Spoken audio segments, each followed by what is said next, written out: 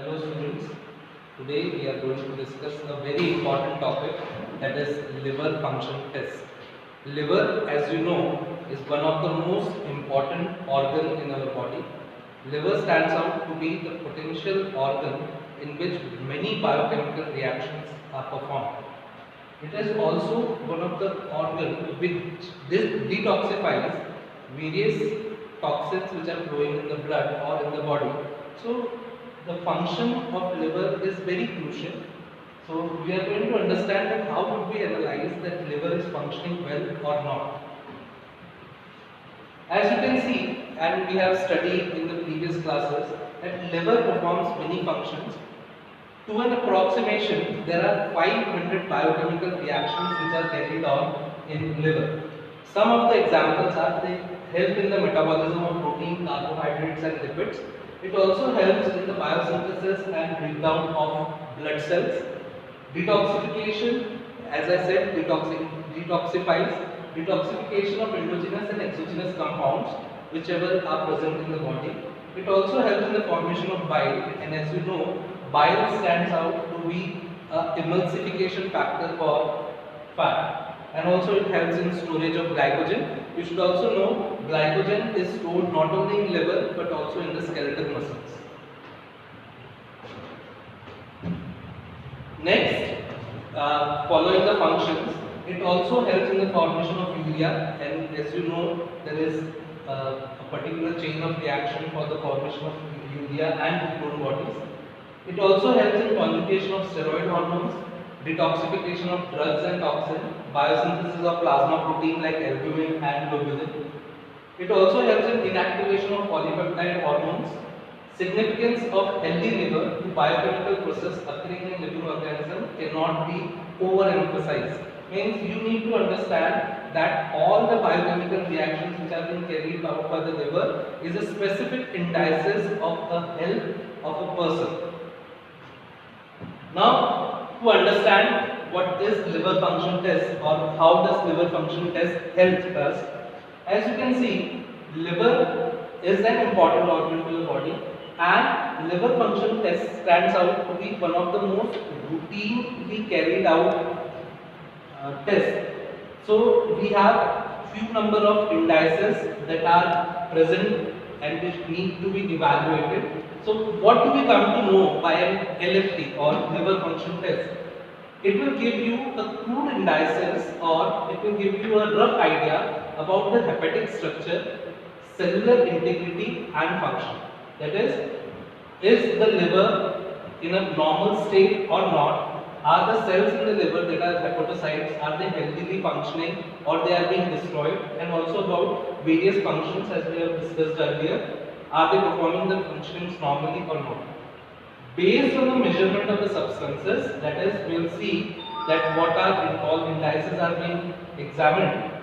Based on the measurement of substances released from damaged hepatic cell into the blood, and measurement of blood component that gives idea of the existence, extent and type of liver damage. So overall, from LFT we will come to know whether the liver is functioning well or not, and if it is not functioning well, what happens or what is the exact cause of the derangement, we will come to know by this LFT.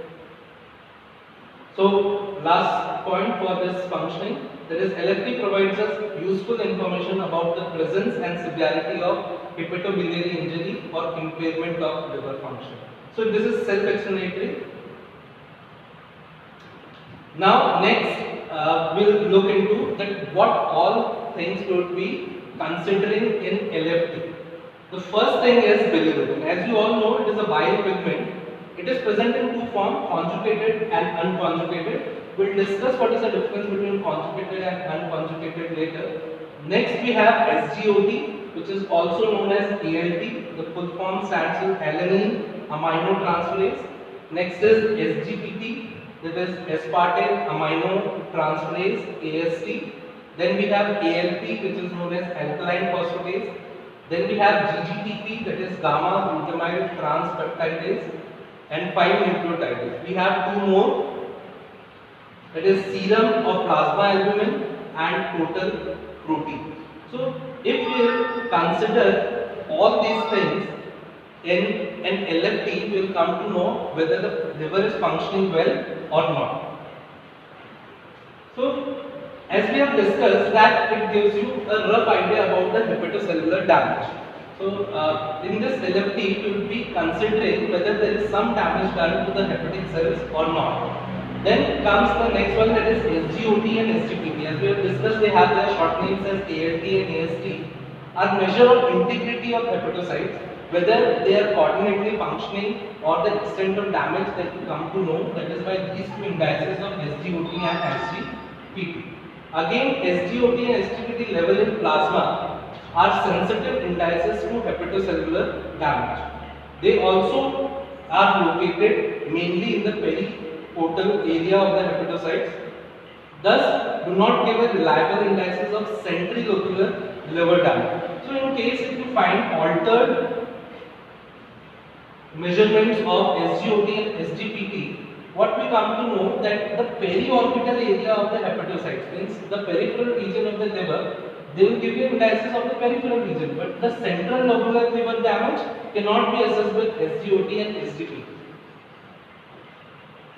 Next, if there is some obstruction to the biliary tract, then the serum total bilirubin concentration, serum alkaline phosphatase, GGTP and 5-nucleotides would be altered. So in case you are dealing with obstructive jaundice or any other disorder which includes obstruction of biliary tract, we need to know about these four factors, that is bilirubin concentration. It can be both concentrated, conjugated and non-conjugated. Then we come to the serum alkaline phosphatase, that is ALP, GGTP and 5-nucleotides. In case of chronic liver diseases, if you are dealing with chronic liver diseases, serum albumin concentration is one of the major indices which will help you know that if we are dealing with chronic liver disease or not, like alcoholism or liver cirrhosis. Both these are some examples of chronic liver diseases. But what you will come to know that there could be an altered serum albumin level in chronic liver diseases.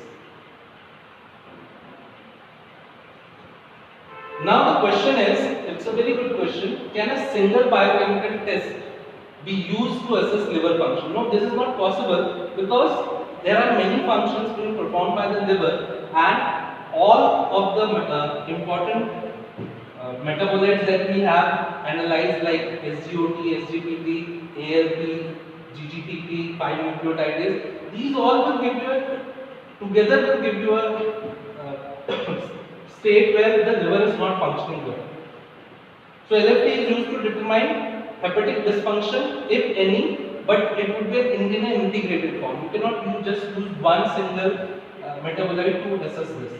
So what is the objective of performing LFT? That when it will call up for an LFT test or when you need to assess that when the LFT needs to be done, then the first point is sensitive detection of suspected dysfunction, document an abnormality, determination of type, whether it's an obstructive type or chronic type or what type of injury we are looking at, and follow up of the patient with hepatic diseases. So if you find there is some dysfunction of liver, like the patient complains that he is not having his digestion normal or experiencing pain in the liver region, or there is some documentation of an abnormality that he brings the previous report that he had some problem with the liver functioning. Also, if you find that there is cholestasis or hepatocellular damage disease which was previously present, and if you are treating a disease related to liver and the patient comes up in the follow-up, then it will call for an LFT. No single biochemical test can satisfy all this objective. So that I made my point that when I said that no single biochemical test would be required, it would be an integrated form. So we perform all the tests that we have mentioned earlier to assess about the liver function.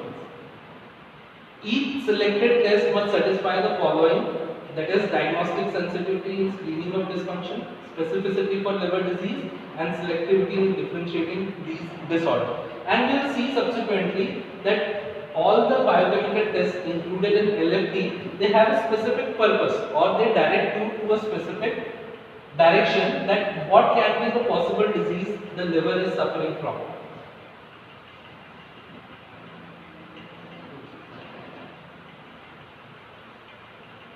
Okay. So tests based on substance cleared from plasma by liver can be separated in two groups. Endogenous metabolite, example bilirubin, bile acid and ammonia. These are the endogenous metabolites. Exogenous compounds like aminopyrin, lipocyanine, endocyanine and caffeine. These all are the substances. These all are the substances which would be ingested by a person externally and they are metabolized by the liver. These are being manufactured in your body. So the clearing of these substances will give you an idea. Now we come to the major cause of increase in the blood bilirubin level.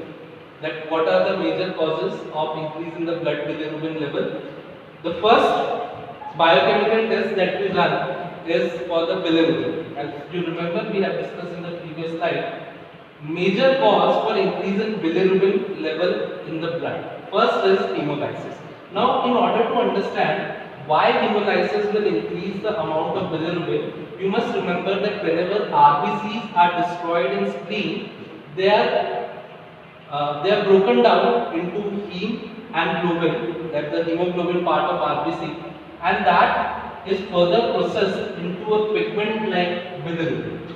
This bilirubin, when formed in the spleen, is transported till the liver. Before entering into the liver, it is in the form which is known as unconjugated form. Before entering into the liver, bilirubin is present in unconjugated form. Later on, it will convert into the conjugated form, which is being done by the liver. Damage to RBC may cause increased breakdown of hemoglobin, producing unconjugated bilirubin, which may overload liver, conjugating system causing hyperbilirubinemia, failure of conjugating system in liver. As I said that unconjugated bilirubin would be conjugated by the liver. So if the liver is experiencing any problem in the conjugation process, so obviously there would be an increase in the level of bilirubin. Or if there is an obstruction in the biliary system, which is basically made up to eject or to remove the bilirubin, conjugated bilirubin formed in the liver. Next is conjugated and unconjugated bilirubin are in plasma. Both the conjugated as well as the unconjugated one's form would be present in the plasma. Conjugated bilirubin is soluble in aqueous medium. Conjugated bilirubin can appear in urine in the form of urobilinogen. Unconjugated bilirubin is not soluble in aqueous medium. Albumin binds and is transported to the liver. So albumin stands out to be an important binding substance for transportation of unconjugated bilirubin to the liver. Unconjugated bilirubin cannot appear in urine. So urobilinogen or as in the stool, stercobilinogen are actually a form of conjugated bilirubin. Unconjugated bilirubin will not appear in urine or in stool.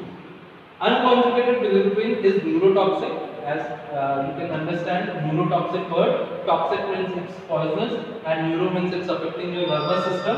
If blood level rises too high in neonates, newly born children, if the blood level of unconjugated bilirubin will rise, permanent brain damage may occur. So in the later classes when we will discuss about the jaundice, so neonatal jaundice is also one of an important topic and it's a very commonly experienced phenomena that the newly born children will face jaundice like symptoms or jaundice they will be facing, that is what is called as neonatal jaundice. Conjugated bilirubin is excreted in bile. Bacteria present in the gut will convert conjugated bilirubin into urobilinogen and stercobilinogen. Urobilinogen will appear in urine, whereas stercobilinogen will appear in stool. Urobilinogen is partly reabsorbed via enterohepatic circulation of urobilinogen in adults. Urobilinogen is excreted as urobilin that is responsible for coloration of urine. The straw-like color of urine is due to presence of urobilinogen. Stercobilinogen is excreted as stercobilin that is responsible for coloration of feces. The stool, the typical color of stool is due to presence of stercobilin. If stercobilin is not formed in the GIT, the stool color is pale. One of the common finding in presence of obstructive jaundice that the stool turns out to be pale in color or chalk white in color.